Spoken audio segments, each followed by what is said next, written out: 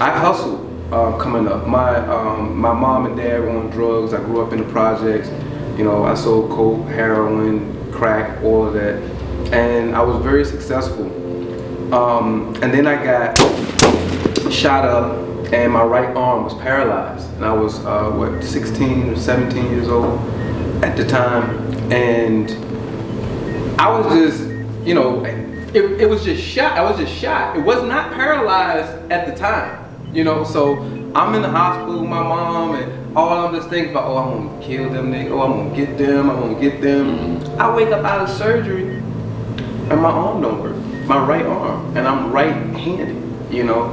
So it was a huge blow, but on everything, I'm sitting in the hospital. I wake up out of surgery. This was in 1993 or 1994. And the doctor is knelt beside the bed. My mom is knelt beside the doctor. Family members on my mom's side are in the room that I would have never expected to be in the room. So I'm just like, I got shot in the arm. Like, why are they all in the room? So then the doctor told me that my right arm was paralyzed. And as he was saying this, it didn't register yet. I was still kind of groggy and all of that, and I'm trying to move my arm, as he said, and I couldn't move my arm. A mist from my bed rises up. Everybody's in the room still. Just like how the mist type of thing, and it was a form, it wasn't a male, it wasn't a woman, even the sound, it alternated man and woman. But it said to me, I didn't put you through all of these trials and tribulations for you to succumb to death or be in prison the rest of your life. I put you here for you to learn some very critical things that you're going to need for the next stage of what we want you to do. Follow me, don't follow money, and you'll get your arm back. Not for 1 second did I believe I won't get my arm back. So I just started sending my medical records to neurologists all around the country. They're sending them to neurologists just to see, you know.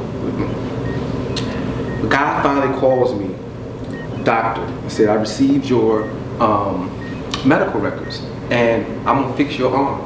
He didn't say, I think I can fix your arm or anything. He said, I'm gonna fix your arm. He said, I'm gonna be at Bayside Hospital in Virginia Beach doing the surgery, such and such. I want you to come down, you know, and we're gonna meet, and blah, blah, blah. He told me all of these things that he was going to do to fix my arm, and I was just like, that sounds like a lot. And I was like, what makes you think, everybody else saying you can't do it? And he said, all doctors are not created equal. He said, they were right. They can't do it. Yeah, they said they right. They didn't lie to you. They can't do it. He said, but they not me. That's the difference. We not all created equal. And he said, don't you ever forget that. In any field, we are not created equal. He said, what do you call a person who graduated last from the worst medical school in the country? Doctor. Yeah. Wow. Same as you call the one that graduated first from the best medical school in the country. What do you call him? Doctor. And then you tell yourself they're the same. No, they are not. So that fixed it. But the main thing, what I gained from it all was that through hustling, I learned human nature. Through hustling, I learned economics. Through hustling, I learned organization.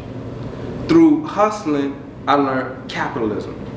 And as a kid, you know, I'm dealing with, I'm scoring with 100 G's in cash, you know, and not even in my own town. I'm scoring in New York and stuff like that. So the danger element, getting sold bad dope, you know what I mean? Shit that gonna melt on the turnpike, you know, all of this type of stuff. It was a lot. But when I started thinking about what is it that I learned in these streets? And it was, everybody you gave money to, Arkey, love you. That's number one. In order for you to have influence, you have to be able to feed people. Okay? When I went to graduate school, Dr. Turner told me, he said, in order to lead the people, you got to feed the people. Ain't that the truth? You know, so I looked at it like that. And then I said, by me being economically independent from a very early age. Are we high? Oh shit! Yeah, we just talking. Yeah, I'm just getting a little bit. Hopefully you got it. I mean, I did get it. You getting everything. No, I got everything. He's But like, I do want y'all because to it happens switch. all the time. Sometimes, so often when we do interviews, the best content, the best conversation It's off camera. happen before we go live. Yeah. Or after the formal show. After the formal show. So I'll save all of it till we're finally going. Oh no, you just freestyle, But did you man. need some repositioning? I do need some repositioning. If you guys can sit towards the sun.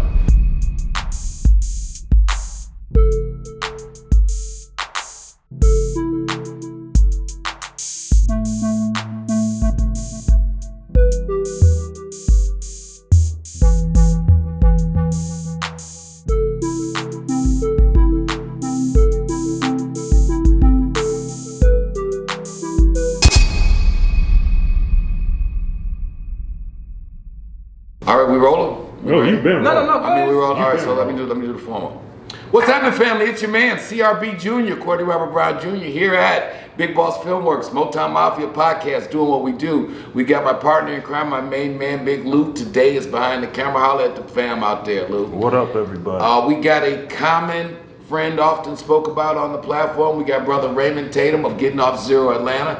You guys know me and Ray co-authored the book Mind Right, Money Right, Getting Off Zero, which is available on Amazon and at BigBossFilmworks.com, and it's also available on your site too, Right. which is www.gettingoffzero.com. See, and me and Ray have been doing our thing since about 04, 05 when I came down here and we opened up, stretched out our apparel here. And Mr. Tatum, as always, a conduit for black economic success and connectivity, has done what he do again. And he has hooked us good people here at Big Boss Filmworks up with a brother doing some phenomenally positive and exciting things in Atlanta.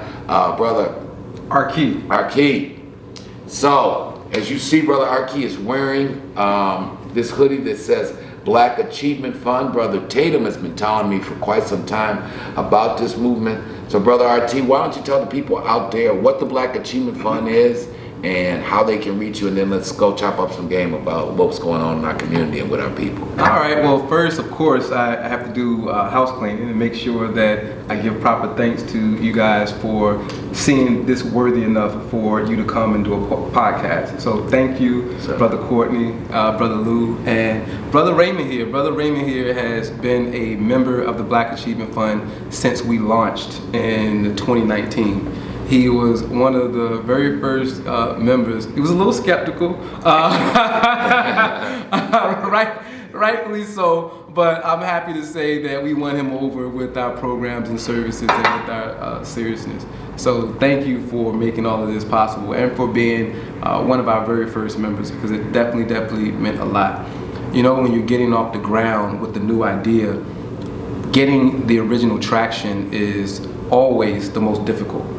And if it wasn't for people like you who came and showed the level of support that you did and brought other people, it's those days and it's people like you that give hope to young people that, hey, we can do something, and it was very, very difficult to get off the ground. So I want to thank you once again for your loyalty and your support. Yeah, the first step's always the hardest one, right? Yes. Because we thought, so the Black Achievement Fund, everyone, this is modeled after Marcus Garvey's UNIA. We have a very, very simple solution for black economic independence, and that is 10 million black people and our allies plus $9 a month equals $90 million every month and over $1 billion a year for us to finance our own grand development, okay? This means our own hospitals, our own dental clinics, our own cultural institutions, our own schools. How can we do all of this with $9? Again, 90 million a month is what's aggregated from 1/5 of the black population. There's over 50 million of us here in America, and we're talking about 10 million. So the Black Achievement Fund is a new movement for black economic independence. It is a new movement that enables us to recycle this $1 trillion that we generate in America back into our community in a way that it serves our community. Well, that is awesome, and it's always we're having a great conversation. The thing with the Black Achievement Fund, and you get it, and it becomes instinctual to you and people like myself that if people who look like us are gonna stop being on the bottom rung of the American economic structure, right? We have to have some ownership. Have to. We have to become equity owners in things, right? Have to. Our young people will, in my opinion, you tell me your thought, will forever struggle and be a little wayward until we can employ them. Of course. I mean, that is one of the number one things that we're out here to do. And that is to have a level of capital so that we can employ our own people to work in these institutions that we're talking about, to work in the hospitals that we're talking about. One of my biggest concerns as a young person coming up was I wanted to live in a Black community. I wanted to be around my own people. I wanted to sell my intelligence back to our own people. I didn't want to go into corporate America and sell my intelligence to white corporations that only are hiring me for that, but won't give anything back to my community, and only are hiring me as a token, okay? So one of the things that we're seeking to do with the Black Achievement Fund, if you go to our website, baf.solutions, and go to our strategic plan, is that you will see salaries. The Black Achievement Fund's paying doctors, lawyers, CPAs, but we're also paying shop owners. We're also paying teachers. We're also paying plumbers. So we have devised a way for us to en masse employ the next generation of Black students and professionals who are graduating from some of the top colleges. But at the end of the day, you have to have the money to pay them. If I graduate from a top college and this corporation is offering me $100,000 and the Black community offers me nothing, I have to go to the $100,000 job. If I graduate and this company is offering me $100,000 and the Black Achievement Fund has an equivalent position offering me $100,000 or more, 9 times out of 10, I'm going to take the position in my own community with people who understand me and with the knowledge that my intelligence is going to better my community. But at the end of the day, it is the person who feeds is the one who leads. So we can't feed our own children, then our children have to go elsewhere. That should be the name of this post. Feed to lead. We're gonna run with that. But it's so real. So it's so real.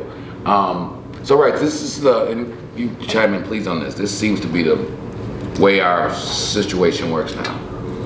We raise our kids, do the best we can, tell them to go to school, get good grades, right? Then they get into school.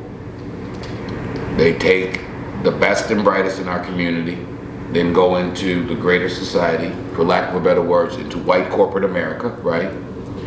And then from the ages of 22 to 42, the most productive years of their life, they give to the white corporate structure.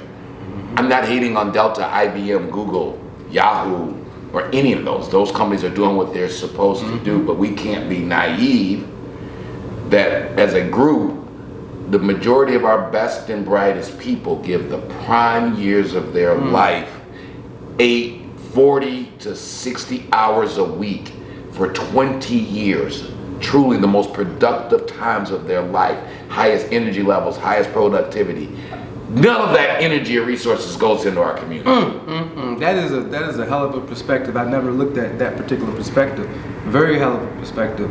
The other side of that is you talk about 22 through 40, but from kindergarten through 12th grade, those same students are subjected to a white supremacist curriculum. And when they begin to get A's, just like you said, they get segmented out of the classrooms. So now they're in gifted and talented classes in a more prestigious white environment. Okay? Grooming. Okay? Because they know we don't want you to talk Black when you come into corporate America.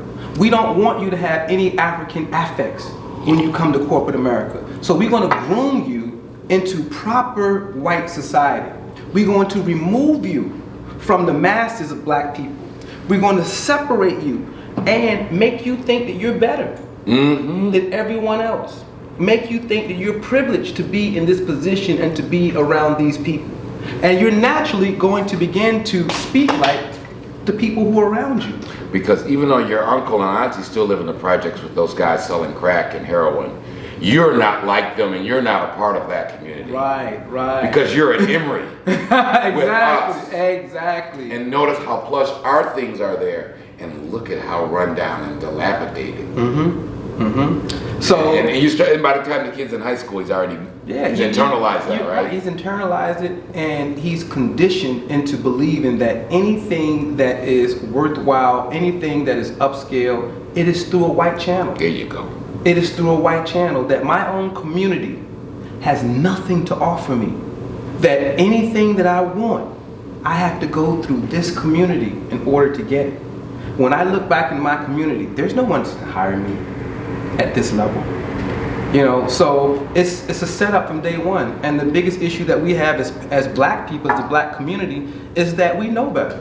We know, I don't know one black person who will say that the public school system prepares young black people to be successful, to come back to their community. No one ever says that. I don't know anyone who says that the public school curriculum includes African contributions to world history equally as they do European. I don't know any black people, but we tell our children to go into these racist schools and they better get an A in everything that these liars are saying to them. They have to regurgitate. In order for you to get an A, that means you have to regurgitate your brainwashing back on the test. That's correct.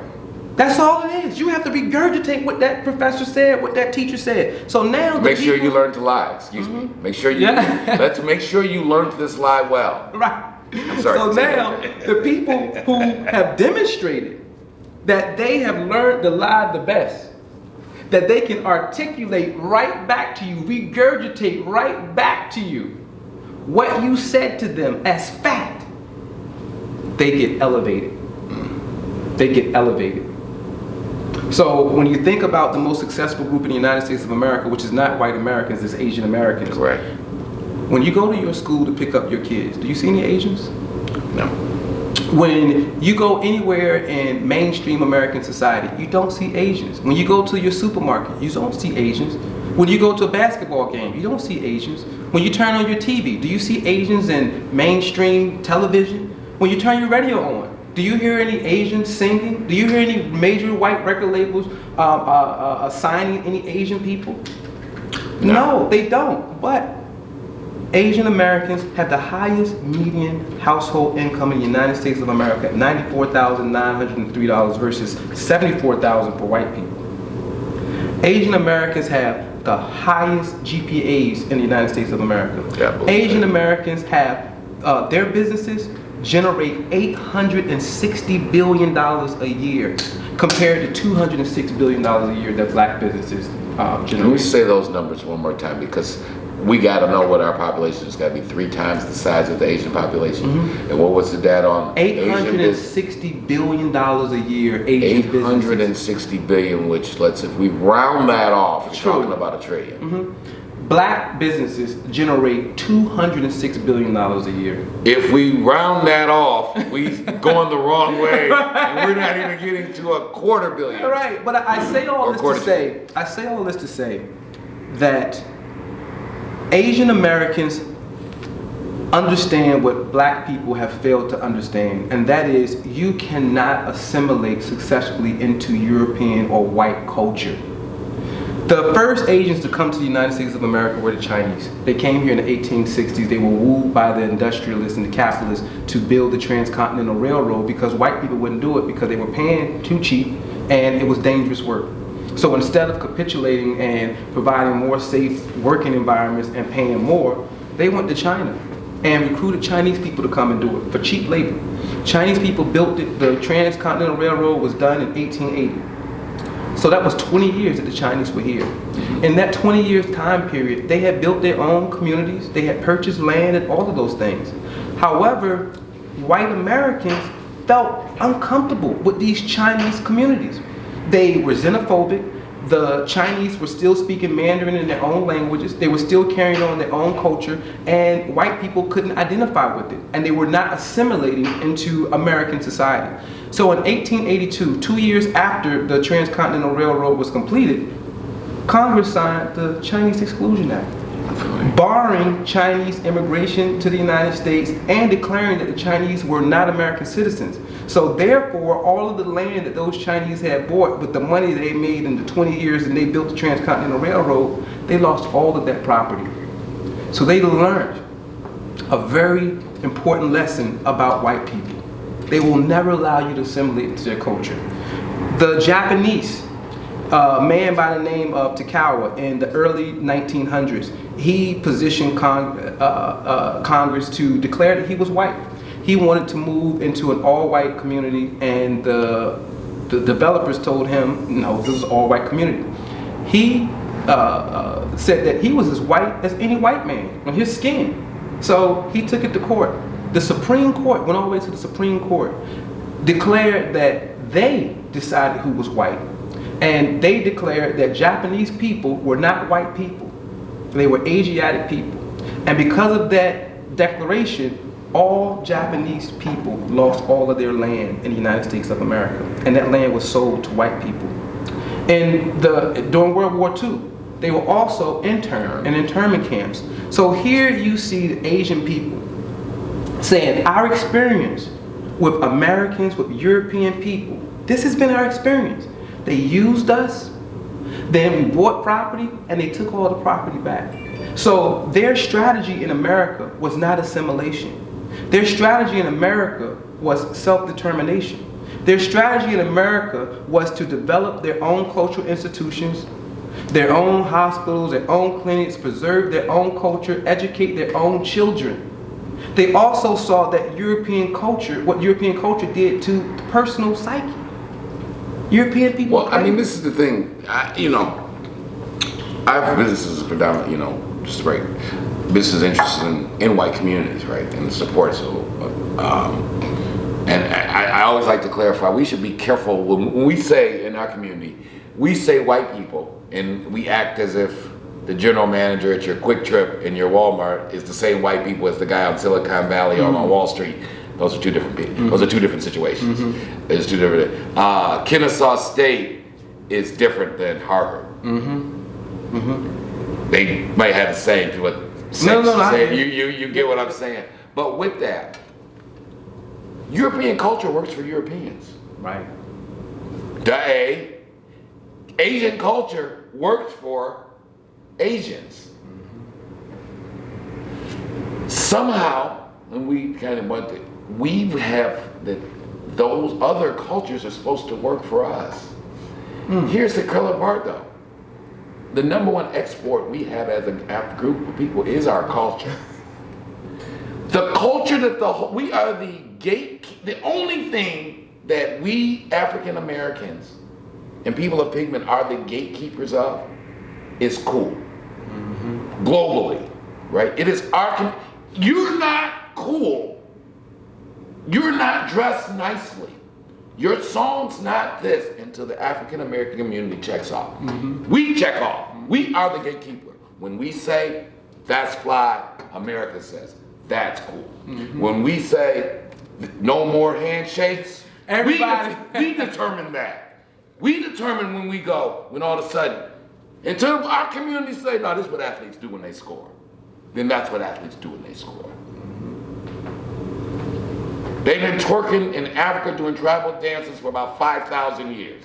It just took the rest of the world. Now every Asian girl, white girl, now gotta show that they can gyrate and to a beat the same way that, I don't care what it is, the way you wear your cap. Now we don't wear our cap straight. We put it we got some cock to it, all right? So now the whole world got to wear they hat the way Brother Tatum do, because the African American community says, that's how you should. If you're cool, if you got some swag, and we got to create the vocabulary for the rest of the world. Swag, hip, cool, fly, lit. they can't even keep up with it. You know, Webster Dictionary, like, damn, Lil Wayne and Manny Fresh just came up with bling bling. We had to repeat, we had to print a big and new dictionary. Bling bling, bling represents jewelry. So they had to create an urban dictionary. Then they had to create, so I say all this to say, how is a people whose culture is their #1 asset, but yet we are schizophrenic because we want to mesh into a culture that wants to mimic us? We want to act like Europeans who want to who want to act like Africans. Schizophrenia, man. It really is. It is. It's a schizophrenic brain going on. Yeah, it's just We want to act like the white Anglo-Saxon Protestants whose kids want to act like Jay-Z and Nas. And whose daughters want to dress like Rihanna, right? And we want to have all these indictments against European culture, imperialism, capitalist exploitation, but then we send our children to the pubs, to the pillars of those places. Right. If your kids say, I'm working for Google, you're telling everybody your kids. You know, baby girl, I Google. You know, same thing. But if a young black kid say, I want to be an entrepreneur, the whole black community, yeah, applaud it. If the same kid says, I want to be a capitalist, the community's like, whoa, what do you mean a capitalist? That's bad. That sounds like what white people do. But a capitalist is a higher level of entrepreneur. Yeah. So our community is fraught with all of these illogical nuances that make absolutely no sense, you know, based on what we say we believe, and then our actions are counter to what we say we believe. Asians people, like I was saying, they know that these school systems promote European culture as the pinnacle of civilization making. So they don't send their kids there. Somehow, they devised a way to educate their kids on their own. The same you mean things people that can teach their own kids? You mean it's not natural to send your kids to be taught by other people? Google what races homeschool the most and see what races come up. You will be absolutely surprised. It's not going to be black people who you would think would be #1. Okay? The #1 homeschoolers in the United States of America are white. Oh, I believe that. Conservative Christians. I was going to say, especially given the way our society, and I'm not going to get all into that, but if you are a person of faith, and you've got large swaths of America, which are full of white folks, is a man of faith too, which I have a great appreciation for, I could see how you could be uncomfortable sending your kids to a public school nowadays. And many of these are poor whites.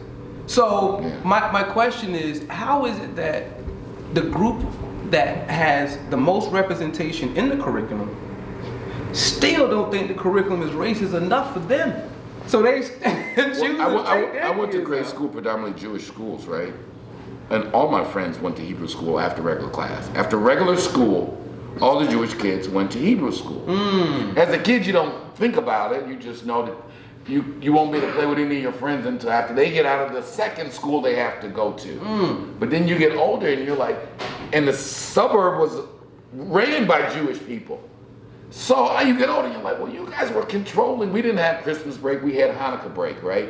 We didn't get off for Easter, we got off for Passover. And even with all that, they still said we need more time to teach our kids our history. They took it upon themselves as a community. That this is what we have to do as a community. In New York, you have Jewish community centers. Those kids are learning Judaism through these community centers. Yeshivas. They have their own universities. They have their own real universities that have national acclaim, international acclaim, and even though they may not be ranked in the top tier of American schools, anyone who goes to those schools, they know that they're going to have some type of resources available to them through that Yeshiva network.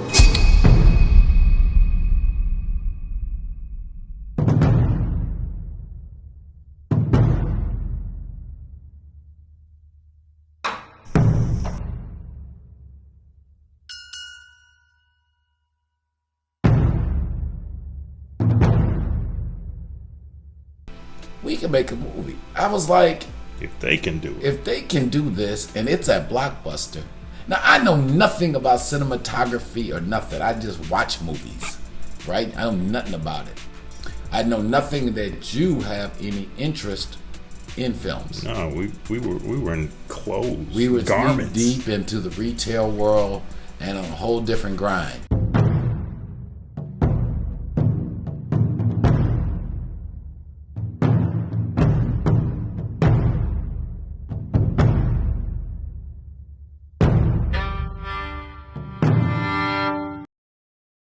A gentleman in some expensive clothes approached me and said, I'm Courtney Rapper Brown Jr., etc., blah, blah, blah. And next thing you know, fast forward 11 years, and we own the $20 million block, French Road and Mac. And this is just another chapter in a lot of really powerful content me and him have done, and talking about the 40-year saga of his and other families here in Detroit doing illegal things and legal things.